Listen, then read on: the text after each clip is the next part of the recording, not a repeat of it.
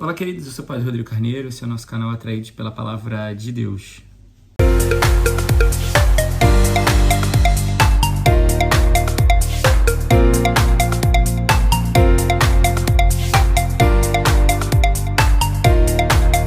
Bem, então seja muito bem-vindo, você que já é um atraído pela Palavra de Deus, tem feito com a gente essa experiência aqui no nosso canal. Hoje nós celebramos nessa sexta-feira, que é sempre a sexta-feira depois do dia de Corpus Christi, nós celebramos então o dia do Sagrado Coração de Jesus. Esse coração que se entregou por amor, que se deu por amor a cada um de nós. Esse coração que, transpassado dele, jorrou água e sangue, que são os sinais dos sacramentos da igreja, que são os sinais do batismo de maneira muito especial. Então, ou seja, Deus, ele, pelo seu coração rasgado, dá a salvação a nós. Porque os sacramentos são sinais de salvação. Então, pelo coração rasgado de Jesus, o nosso coração finalmente encontra-se com a salvação. Celebrar essa festa do Sagrado Coração de Jesus também é da devoção de Santa Margarida Maria Alacoque, né? Que Jesus apareceu para ela e pedia para que se celebrasse, se honrasse o coração de Jesus. O coração de Jesus que é refúgio dos pecadores, o coração de Jesus que é descanso, como a gente vai ver daqui a pouquinho também pelo Evangelho de hoje. E aí, se a gente for parar para ver a jaculatória que se tem do Sagrado Coração de Jesus, Sagrado Coração de Jesus, fazei o nosso coração semelhante ao vosso, né? Uma das jaculatórias. Fazei o nosso coração semelhante ao vosso. Ou seja, Deus, ele tem a graça, a potência de realizar, de fazer o nosso coração mais parecido com o dele. Só que ele vai fazer o nosso coração ser parecido com o dele também se nós tivermos uma natureza que seja propícia para isso. Porque o que acontece? Eu não consigo, se eu quero plantar alguma coisa na areia, não vai nascer. Agora, se eu planto na terra, aí nasce. Então, ou seja, a graça de Deus é como uma semente que precisa de um ambiente favorável para crescer. Deus, ele nos dá a graça para que o nosso coração seja semelhante ao dele. Mas eu também preciso, com o meu esforço de cada dia, com a minha luta, fazer-me um ambiente favorável para a ação da graça de Deus. Então, como diz na segunda leitura de hoje, ele nos amou primeiro. Quando nós pensávamos em amá-lo, ele nos amou primeiro. E o amor dele libertou a cada um de nós. Então, ou seja, o amor de Deus, ele liberta, mas ele nos ama primeiro. Mas se diz que ele também amou primeiro, significa que depois alguém vai amar também em resposta. Então, eu, em resposta à graça que ele me dá para ter um coração semelhante ao dele, eu preciso também mudar algumas coisas. Eu não posso simplesmente achar que eu posso continuar fazendo as coisas da mesma maneira, que eu posso continuar a minha vida do mesmo jeito e Deus vai me dar a graça e eu vou mudar. Não, não é assim. Deus me dá a graça e eu tenho que proporcionar um ambiente favorável para essa graça agir. Então, quando a gente diz fazer o nosso coração semelhante ao vosso, eu estou contando com a graça de Deus, mas eu também estou me dispondo a cumprir com os meios que sejam necessários para que o meu coração possa ser semelhante ao dele. E aí, em primeiro lugar, eu preciso me reconhecer separado por Deus, né? Eu preciso reconhecer, porque na primeira leitura, Moisés vai lembrar ao povo que eles foram separados, consagrados ao Senhor. Porque ser consagrado é ser separado, né? Então, em primeiro lugar, para que eu tenha um coração parecido com o de Deus, eu preciso lembrar que eu fui separado por Deus para as coisas de Deus.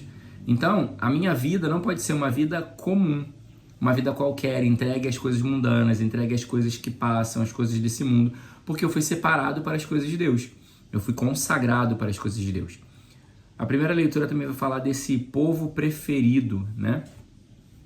Porque aquele que é o preferido, ele tem mais favores, ele recebe mais favores, ele recebe mais graças, ele recebe abundância daquele que é o seu pai, né? O povo preferido.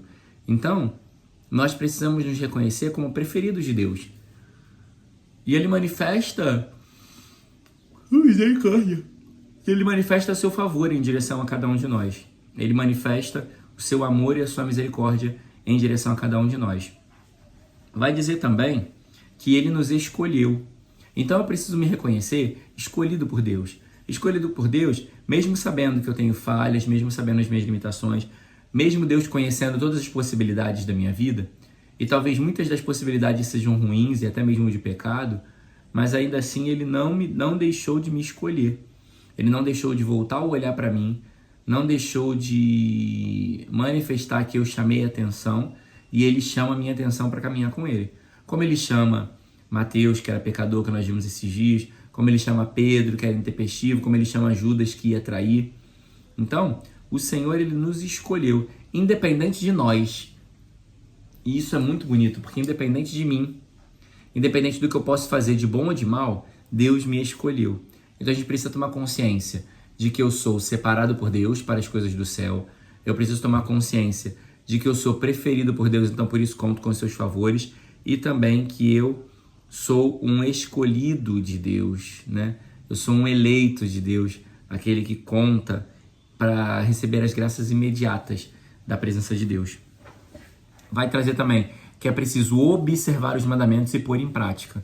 Então, aquele que quer viver da graça de Deus não tem como viver da graça se não passar pela observação dos mandamentos, cumprir os mandamentos e colocá-los em prática, anunciar, manifestar,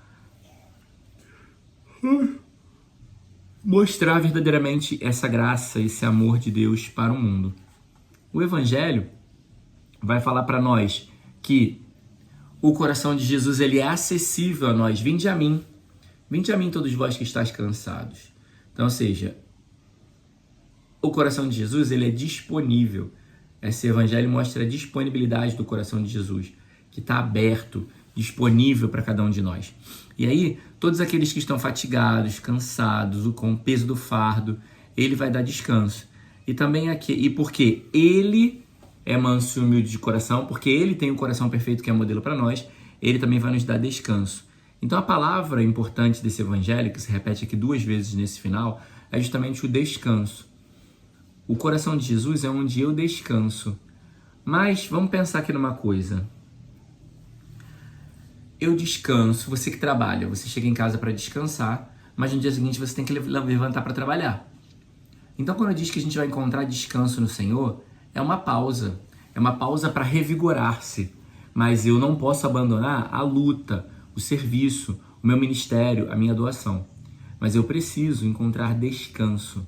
Para todo o meu cansaço, para toda a minha falha, para toda a minha falta, para toda a minha dificuldade, eu preciso encontrar descanso. E eu só vou encontrar descanso, muitas vezes, na presença de Deus. Porque Ele, como a gente viu muito bem assim nesses dias, Ele, quando eu descanso, mas eu tenho que no dia seguinte levantar para poder ir trabalhar. Então, o descanso é essa pausa. E essa pausa eu preciso fazer em Deus. Muitas vezes a gente confunde achando que quando a gente vai descansar, né? A gente confunde que quando a gente vai descansar, a gente deixa de fazer as coisas de Deus. A gente abandona, sabe, as coisas de Deus de lado. Mas o descanso, ele também precisa ser em Deus. Ele também precisa ser acompanhado de Deus. Eu lembro que no seminário, no primeiro ano de filosofia, antigamente, a gente tinha que fazer uma peça para a semana de filosofia. E aí nós fizemos uma peça e a peça começava com... A peça era sobre o juízo particular de um sacerdote. E aí nesse juízo particular, o demônio acusava ele e Jesus tentava salvar ele. Na verdade, a Virgem Maria tentava salvar ele. E aí, num determinado momento, quando o demônio está acusando ele, vai lembrar ele de umas férias, das férias que ele tirou. E aí ele vai falar que as férias era tempo de descanso. E aí o demônio falava, mas você descansou até da liturgia das horas, até da sua oração cotidiana. Isso está errado, né? Porque eu estou descansando, mas eu não estou descansando ou tirando folga de Deus. Não existe uma possibilidade de eu não ser de Deus em tudo aquilo que eu faço. Então até o descanso precisa ser em Deus. Por isso que o Senhor nos convida para descansar no Sagrado Coração, que também é um lugar, por ser tão puro e tão puro, o inimigo não pode tocar. Então, quando ele diz também que o Sagrado Coração é refúgio dos pecadores, é que quando um pecador se esconde no coração de Jesus, o demônio não pode tocar nele, porque o coração de Jesus é um lugar puro que ninguém pode tocar. Então, se você se esconde no coração de Jesus, se você se confia, se guarda a ele, você vai ter uma poderosa proteção e intercessão, porque o demônio não pode tocar no coração de Jesus pela pureza que tem esse coração. Então, que nós possamos viver verdadeiramente aquilo que é próprio da nossa vida, seja qual for o seu estado de vida, mas que você viva com intensidade e amor tudo aquilo que é próprio da vida que você escolheu abraçar. Louvado seja nosso Senhor Jesus Cristo, para sempre seja louvado.